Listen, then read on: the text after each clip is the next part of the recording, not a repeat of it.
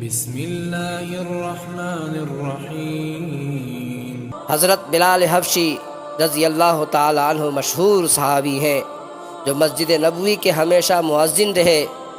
شروع میں ایک کافر کے غلام تھے، اسلام لے آئے، جس کی وجہ سے طرح طرح کی تکلیفیں دیے جاتے تھے۔ امیہ بن خلف جو مسلمانوں کا سخت دشمن تھا، ان کو سخت گرمی میں دوپہر کے وقت تفتی ہوئی ریت پر سیدھا لٹا کر ان کے سینہ پر پتھر کی بڑی چٹان رکھ دیتا تھا تاکہ وہ حرکت نہ کر سکے، اور کہتا تھا کہ یا اس حال میں مر جائیں اور زندگی چاہیں تو اسلام سے ہٹ جائیں، مگر اس حالت میں بھی عہد کہتے تھے، یعنی معبود ایک ہی ہے۔ رات کو زنجیروں میں باندھ کر کوڑے لگائے جاتے اور اگلے دن ان زخموں کو گرم زمین پر ڈال کر اور زیادہ زخمی کیا جاتا تاکہ بے قرار ہو کر اسلام سے پھر جاویں، یا تڑپ تڑپ کر مر جائیں۔ عذاب دینے والے اکتا جاتے، کبھی ابو جہل کا نمبر آتا تو کبھی امیہ بن خلف کا نمبر آتا تو کبھی اوروں کا نمبر آتا۔ ہر شخص اس کی کوشش کرتا کہ تکلیف دینے میں زور ختم کر دے۔ سیدنا حضرت ابو بکر صدیق رضی اللہ تعالی عنہ نے اس حالت میں دیکھا کہ ان کو خرید کر آزاد فرما دیا۔ چونکہ عرب کے بت پرست اپنے بتوں کو بھی معبود کہتے تھے، اس لیے ان کے مقابلہ میں اسلام کی تعلیم و توحید کی تھی، جس کی وجہ سے حضرت بلال حبشی رضی اللہ عنہ کی زبان پر ایک کا ورد تھا، یہ تعلق اور عشق کی بات ہے۔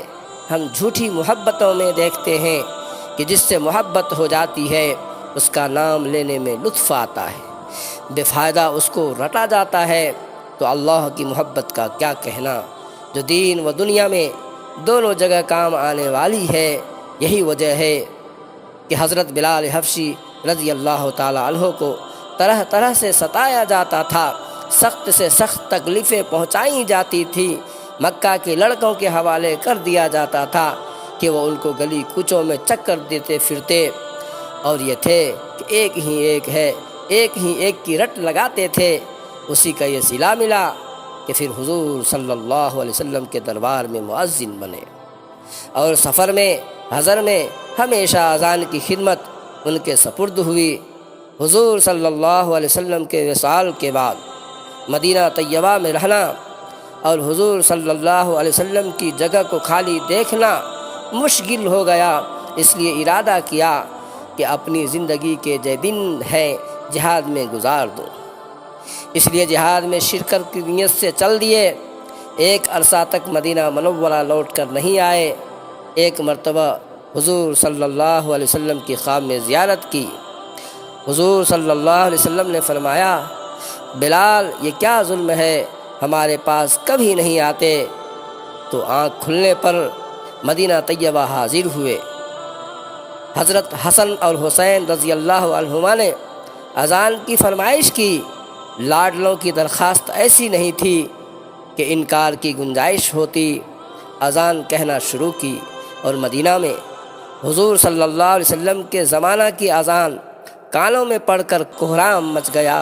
عورتیں تک روتی ہوئی گھر سے نکل پڑی۔